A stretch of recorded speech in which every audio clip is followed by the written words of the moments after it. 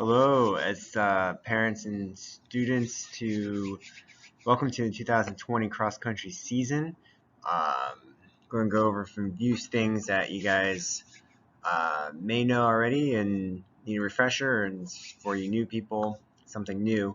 Um, if you have any questions or anything like that, you can always contact me through phone or email.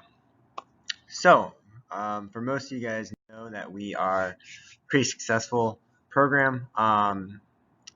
We won the state championship 2018 for the boys. The girls have been runner-up 3 times um, in less than 10 years. And we've had 3 state champions, individual champions in cross country, with Ben Hartfreeson repeating in 2017, 2018. Multiple district and regional titles. And we've had over 20 runners that have gone through our program that has competed in the collegiate level. So this is a new year. Obviously, a lot of things are different. So we gotta go over some safety protocols that hopefully will keep everyone safe. Masks or buffs can be worn during low heart rate activities. So that means arriving to practice, stretching, doing like dynamic stretches, static stretching, or walking stretches, IT work with the band, hurdle drills, rolling, icing, toe and heel walks, all that stuff. Things are low heart rate. And if you're in transportation, in a bus or van, you have to wear a mask, no buffs, just like the classroom.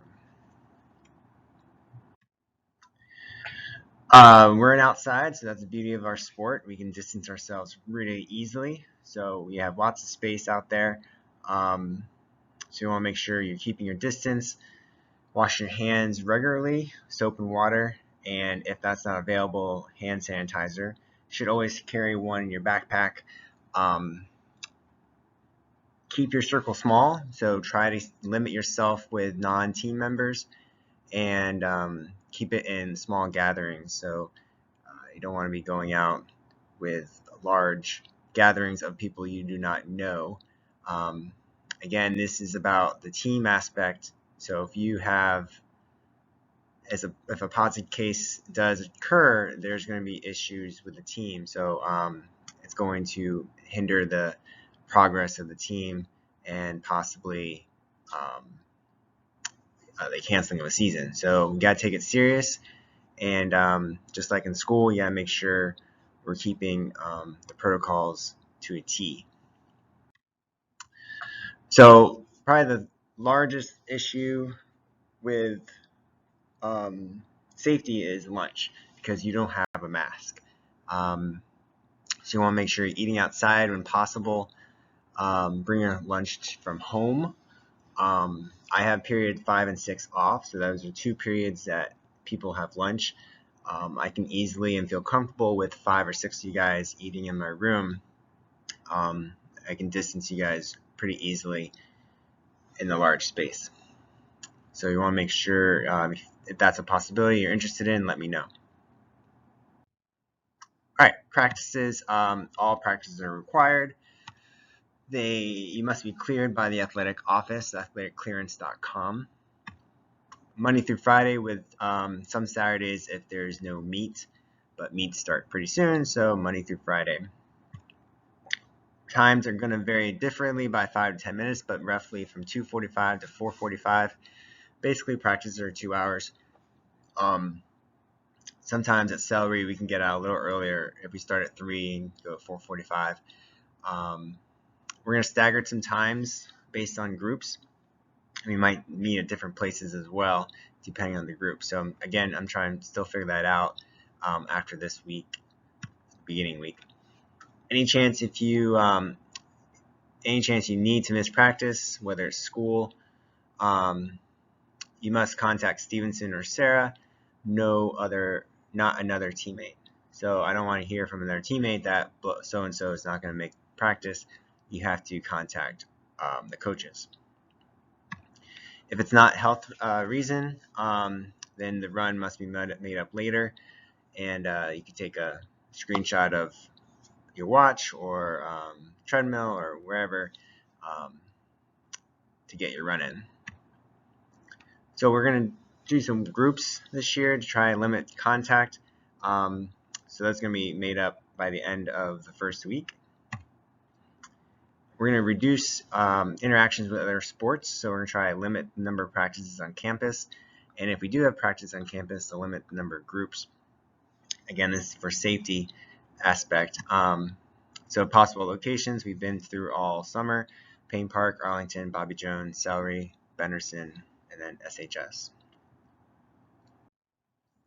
Staying healthy. So eating right. Nutrition is probably one number key of staying healthy. And hydration. Hydration allows nutrients to reach the muscles quicker. If you're hydrated, the blood will take the nutrients right to your recovery system where your body needs it. Eat a lot of small meals that have good calories. So you don't want to binge eat a meal and then go out and run. You want to eat small parts of your meal, or half a sandwich here and there. You don't want to have a big, heavy lunch, but basically just separate your eating throughout the day. Don't count the calories, make the calories count. So again, don't worry about how many calories you're eating, but if you are eating healthy, then you don't have to worry about the calorie count. So if you just eat properly, then the calories will take care of itself. But you want to make sure you get enough calories your body's going to need to recover. Protein and carbs after a workout. It's very important. After 30-40 minutes after a workout, you want to make sure you have something to start the recovery process. So some people like to bring something from home to practice so they can have it right away. Whether it's a protein bar, granola bar, something that has protein shake, any of that stuff will work.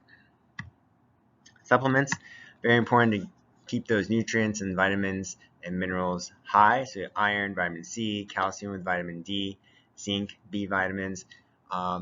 Very special for the female runners that you want to make sure you're taking your iron and calcium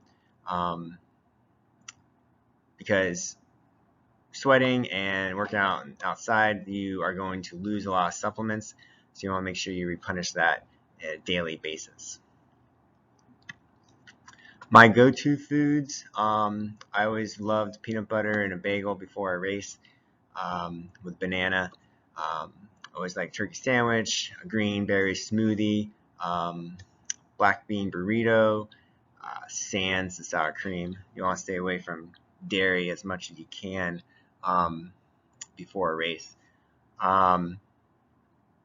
Salad, fruit and veggies. I always carry a bag of carrots in my room. Those are things that always help feel like you're eating enough food to get ready for a run, but not fill you up. Keeping the muscles and bones healthy is important. So spending the extra time to do the little things. You notice the practices are 2 hours. You're not running for 2 hours because we want to make sure you have time to do the small little things to get to stay healthy. So all those things is like rolling a lacrosse ball or a foam roller. The lacrosse ball is used for your calves and Achilles and stuff like that. Foam rollers for your bigger muscles. Icing. Can't see the guy. There he is. Icing is always important. Reduce some inflammation. Some inflammation is good, but you don't want to have too much. That's something you have to figure out what's good for you. Stretching using a jump rope. We use jump ropes anyway, so it's good to have multi-tool to stretch using a jump rope. Band work. To perform better is your ones we go to, blue and black. I would recommend getting some of those. Hip mobility, we're going to do hurdle drills. I'm working on making my own hurdle drills for outside of school. If not at home, you can use a chair. Basically, you're just trying to work on hip mobility.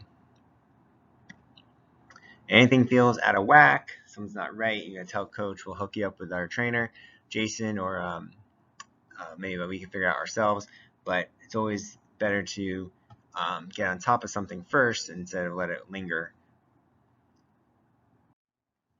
All right, cross country meets. A lot this year is more responsibility on the athlete because of travel, but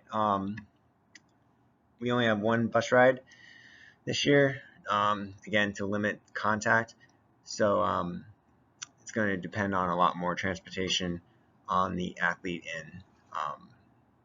and parents. Mask must be worn just as practice. So when you arrive to a meet, you wear it. When you're stretching, any low heart rate activities, you want to make sure you have a mask on. Spectators are expected to distance themselves. This comes from meet managers, which makes sense. And then some meets may require a mask for spectators, which I will let you know if that is true for a mask or for a meet. You want to stay in the team tent area. Again, limit contact with outside sources. Our warm-up is always 1 hour before a race. So when you arrive, you always want to arrive about 20 to 15 minutes before you warm up. Have time to go to the bathroom and relax a little bit. You don't want to be rushing to do your warm-up. Then we get into our dynamic flex and drills. We do everything as a team. But again, we just keep our distance from each other, 6 feet away. After the race, you want to change your shoes if you have racing flats. And then you have a chip to get your time. Return your chip to the coach, and we'll all collect those. And then you cool down with the team. Okay, uniform, you guys will get backpack or duffel bag, a singlet, and then in the later months we might need warm-ups. Typically just use them for states. The only thing that you need to get is shorts. We kind of found in the past that shorts are more of a single-use thing, so it's better to have athletes provide their shorts because it's their own personal use. So basically, guys need orange shorts. The brand that we like to go to is BOA. They are short, but you are running. You can provide any other plain orange short if you like, but varsity has to have the BOA ones. And then girls, you just need black shorts, either spandex or regular shorts. It doesn't matter. Nothing has to match. They just have to be plain black. So there's 2 examples there, one from Nike, one from Adidas. Notice there's the band. There's no writing of Nike Pro or anything like that.